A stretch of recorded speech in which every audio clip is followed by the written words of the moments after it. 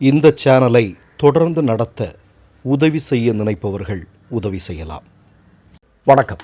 சில தினங்களுக்கு முன்பு நம்முடைய இந்தியாவில் இருக்கக்கூடிய சில ஊடகங்களில் ஒரு புகைப்படம் வெளியானது. அந்த புகைப்படத்தில் நீங்கள் பார்த்தீங்கன்னா விமான போக்குவரத்து துறையை கையாளக்கூடிய ராம்மோகன் நாயுடு என்று சொல்லக்கூடிய நபர் உட்கார்ந்துருக்கிறாரு. அவர் பக்கத்தில் இண்டிகோ நிறுவனத்தினுடைய உரிமையாளர் அவரை கையெடுத்து இப்படி கும்பிட்றாரு. இதற்கு ஊடகங்கள் என்ன சொன்னாங்க அப்படின்னா, அதாவது எங்களை இந்த ஒரு தடவை மட்டும் மன்னிச்சிருங்க அப்படின்னு பாஜக கூட்டணி கிட்ட இண்டிகோ நிறுவனத்தினுடைய தலைவர் மண்டியிட்டு மன்னிப்பு கேட்கிறார்.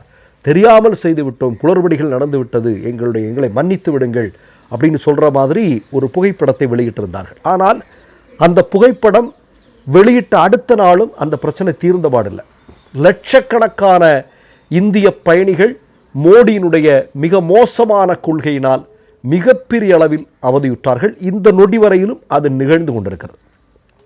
இப்போ இந்த நேரத்தில் கடந்த 1.5 வாரமாக நீங்கள் பார்த்தீங்கன்னா ரிப்போர்ட்டர் ரிப்பப்ளிக் டிவி உங்களுக்கு நல்லா தெரியும். அர்னாப் கோஸ்வாமி ஒரு காலத்தில் மோடியினுடைய ஊதுகுழலாக இருந்த நபர் இல்லையா, அர்னாப் கோஸ்வாமி. அந்த அர்னாப் கோஸ்வாமி கடந்த 10-15 நாட்களாக இந்த இண்டிகோ நிறுவனம் தொடர்பாக மோடியினுடைய, அதாவது மோடி என்று சொல்லக்கூடிய நபர் வெறுமனே அவர் சும்மா வாய்ச்சவடால் தான், நிர்வாக ரீதியாக ஒன்றுமே முடியாது அப்படிங்கிற விதத்தில் இந்த முழு தோல்விக்கும் மோடியினுடைய நிர்வாகத்திறனும் தான் காரணம், இந்த குரூப்பே இப்படிப்பட்டது தான் அப்படிங்கிறத அம்பலப்படுத்திட்டு வரார். இப்போது ஒரு தினத்திற்கு முன்பு இது தொடர்பான ஒரு விவாத நிகழ்ச்சி. அந்த நிகழ்ச்சியில் நீங்கள் பார்த்தீங்க அப்படின்னா சந்திரபாபு நாயுடு அவருடைய கட்சியில் இருக்கக்கூடிய ராம்மோகன் நாயுடு என்று சொல்லக்கூடிய நபர், பாராளுமன்ற உறுப்பினராக இருப்பவருக்கு தான் இந்த விமானத்துறை சார்ந்த கையாளக்கூடிய பொறுப்பு இருக்கிறது. இப்போ இந்த ராம்மோகன் நாயுடு என்ன பண்ணிட்டு இருக்காரு, அவர் அவருடைய அப்பா ஒரு அரசியல்வாதியாக இருந்தார். அது மட்டும்தான் இவருக்கு இருக்கக்கூடிய இது எக்ஸ்பீரியன்ஸ் அப்படிங்கிறது. மற்றபடி அரசியலில் எந்த விதமான ஒரு எக்ஸ்பீரியன்ஸ் இவருக்கு கிடையாது. இந்த மாதிரியான ஒரு ஆளையெல்லாம் கொண்டு வச்சுக்கிட்டு எங்கப்பா இந்திய மக்களுடைய உயிரை பறிச்சிட்டு இருக்கிறீங்க அப்படிங்கிற மாதிரி கோவமாக பேசுகிறார். அதாவது ஒரு தகப்பனார் அவருடைய பின்புலத்தில் வந்திருக்கக்கூடிய பையன், இவனுக்கு ஒரு மண்ணாங்கட்டையும் தெரியாது, மினிஸ்டராக கொண்டு உட்கார வச்சுருக்கிறீங்க, இந்த இண்டிகோ நிறுவனம் என்ன நடந்துட்டுருக்கு, இந்திய பயணிகள் அப்படின்னு சொல்லிட்டு வெளுத்து வாங்குகிறார். அப்போ இவருக்கு ஆதரவாக, அதாவது மோடிக்கும் சந்திரபாபு நாயுடு கூட்டணியில் இருக்கக்கூடிய ஆட்களுக்கு ஆதரவாக சந்திரபாபு நாயுடுனுடைய கட்சியிலேருந்து ஒருத்தர் தீபக் ரெட்டின்னு ஒருத்தர் உட்கார்ந்துருக்கிறார். அப்போ தீபக் ரெட்டிகிட்ட கேட்குறாரு, என்னப்பா பண்ணிட்டு இருக்கிறீங்க நீங்கள் அப்படின்னு கோபமாக பேசுகிறார். உடனே இந்த தீபக் ரெட்டி என்று சொல்லக்கூடிய நபர் என்ன சொல்கிறார் அப்படின்னா, அது எங்கள் கட்சியினுடைய எங்கள் முதல்வருடைய மகன் நர லோகேஷ் அவர் கூடிய சீக்கிரத்தில் இதுக்கு ஒரு தீர்வு காண்பார் அப்படின்னு சொல்கிறார். ஒன்று இந்த ஆள் என்ன சொல்லியிருக்கணும், மினிஸ்டராக இருக்கக்கூடிய ராம்மோகன் நாயுடு சில நாட்களில் இந்த சம்பவத்தை எல்லாம் சரி பண்ணிடுவார், இல்லை பிரதமர் மோடிகிட்ட பேசிகிட்டு இருக்கிறோம் எல்லாம் சரியாயிடும்னு சொல்லணும். சந்திரபாபு நாயுடுனுடைய மகனாக இருக்கக்கூடிய நர லோகேஷ் இதற்கு வெகு விரைவில் ஒரு தீர்வு காண்பார் அப்படின்னு சொன்னதும் அர்னாப் கோஸ்வாமி தக்கம் பார்த்துருக்கிறதுன்னு இருக்குது இல்லையா, ரொம்ப கோபத்தினுடைய உச்சகட்டத்துக்கே போயிட்டார். யாரையா இந்த நர லோகேஷ் அப்படிங்கிறான், யார், நான் உன்ட்ட என்ன கேள்வி கேட்டேன், நீ என்ன பதில் சொல்கிற, அப்போ நீ மோடி இந்த குரூப் எல்லாம் சேர்ந்து என்னடா இங்கே பண்ணிகிட்டு இருக்கிறீங்க அப்படிங்கிற மாதிரி வெடிச்சு கிளம்புது. இந்த ஷோ ரிப்போர்ட்டர் டிவி ஒரு ரிப்பப்ளிக் டிவியில் அதிகமான பேர் பார்த்த நிகழ்ச்சியில் ஒன்றாக மாறி இருக்கிறது. ஏன் அப்படின்னா உங்களுக்கு நல்லா தெரியும், அர்னாப் கோஸ்வாமி நான் ஆரம்பத்தில் சொன்ன மாதிரியே மோடி அவர்களுடைய ஊதுகுழலாக இருந்தவர் தான் இல்லையா. இப்போ ஏன் திடீரென்று கடந்த சில வாரங்களாக மோடியை கழுவி ஊத்துறார், அதற்கு மிக முக்கியமான காரணம் ஒன்று இருக்கிறது. இவருடைய ஒரு பிரைம் டைம் நிகழ்ச்சி ஒன்று இருக்கிறது இல்லையா, கத்துவான், கத்துவான், நம்மளாம் உட்காந்து பார்க்கவே முடியாது. ஆனால் இந்த கத்தல் பல பேருக்கு பிடித்திருக்கிறது. அதனால் ஆரம்ப காலகட்டங்களில் இந்த நிகழ்வு ரொம்ப ஃபேமஸ். ஆனால் ஒரு கட்டத்திற்கு மேலே மோடியை மட்டுமே மோடியினுடைய சாயத்தை வெளுக்க வைப்பதற்கான, மோடி துதிபாடக்கூடியதற்கான செய்திகளை உருவாக்கக்கூடிய நபராக அர்னாப் கோஸ்வாமியை மக்கள் பார்க்க ஆரம்பித்ததிலிருந்து அந்த சேனல் அவ்வளவுதான் டோட்டல் அடி.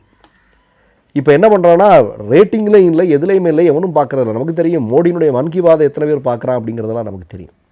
அப்போ அதனால் என்ன அப்படின்னா, கூடுதலாக என்ன, மோடி இப்போ 2 சேனலுக்கு சப்போர்ட் பண்ணுறாரு. ஒன்று NDTV, இன்னொன்று இந்தியா டுடே. ரெண்டுமே அதானி குரூப்பு, இன்னொன்று இவருடைய ஃப்ரெண்டோட குரூப்பு. இந்த 2 குரூப்புங்க தான் புட்டினோட இன்டர்வியூ பண்ணுறதுக்கான வாய்ப்பை வாங்கி கொடுத்தாரு. இங்கேருந்து மாஸ்கோ போய் இன்டர்வியூ பிடிக்கிறதுக்கான வாய்ப்பெல்லாம் மோடி வாங்கி கொடுத்தது அப்படிங்கிறதெல்லாம் நம்ம பழைய செய்தியாக போட்டிருந்தோம். அப்போ அர்னாப் கோஸ்வாமியை கண்டுகொள்ளவில்லை, மக்களும் புறக்கணிச்சாச்சு. இப்போ மோடியும் விளம்பரம் எதுவும் கொடுக்கறதில்ல, மோடி காசு கொடுக்கறதில்ல அப்படின்னா இந்த சேனலை எப்படி பண்ணுறது? வேறு வழி இல்லை, உண்மையை சொல்லித்தாகணும். உண்மையை சொன்னால் தான் மக்கள் பார்ப்பாங்க. அதனால் இப்போது ஒரு 10 நாளாக 12 நாளாக உண்மையை பேச ஆரம்பிச்சிருக்காங்க. இதில் வேறொரு செய்தி என்னன்னு நீங்கள் பார்த்தீங்கன்னா, தீபக் ரெட்டி என்ற சந்திரபாபு நாயுடுனுடைய கட்சியை சார்ந்தவன் வந்து அர்னாப் கோஸ்வாமிகிட்ட கேட்குறான், என்ன அப்படின்னா, நீ ஒரு எலெக்ஷனில் நின்று வின் பண்ணிடுவேன்னு. அர்னாப் கோஸ்வாமியோட வேலை என்ன? அதாவது பாஜகவும் அப்படி தான் இருக்குது, பாஜக கூட்டணியில் சேர்றவங்களும் அப்படி தான் இருக்கிறாங்க, எல்லாமே முட்டாள்களாக இருக்கிறாங்க. அர்னாப் கோஸ்வாமிகிட்ட போய்ட்டு நீ வந்து ஒரு எலெக்ஷனில் நின்று எங்கள் நர லோகேஷ் கூட நின்று நீ வெற்றி பெறுவியா, டெபாசிட் வாங்குவேன்னு கேட்குறான். அர்னாப் கோஸ்வாமியுடைய வேலை என்னடா? அவருடைய வேலைங்கிறது, அவர் ஒரு ஜெர்னலிஸ்ட், அவர் அந்த வேலையை பார்க்குறாரு இல்லையா? நீ உன்னுடைய வேலையை பார்க்குறாரா? உன்னுடைய வேலையை பார்க்கல, நீயும் மோடியும் சேர்ந்து என்ன பண்ணுற அப்படிங்கிற கேள்வியை கேட்டால் அதுக்கு நீ எங்கள் கூட போட்டி போட்டுவார், எங்கள் கூட நீ வந்து நின்று பாரு, நீ டெபாசிட் வாங்குவியா அப்படின்லாம் கேட்டால் மக்கள் சிரிப்பார்களா இல்லையா? அதாவது மோடியோடு யாரெல்லாம் சேர்கிறார்களோ, மோடியோடங்கிறதுல ஆர்எஸ்எஸோடு யாரெல்லாம் ஒட்டும் உறவும் வைத்துக் கொள்கிறார்களோ அவர்களையெல்லாம் மக்கள் புறக்கணிக்க துவங்கியிருக்கிறார்கள். மக்கள் அவர்களை ஓட ஓட விரட்டி அடித்து கொண்டிருக்கிறார்கள்.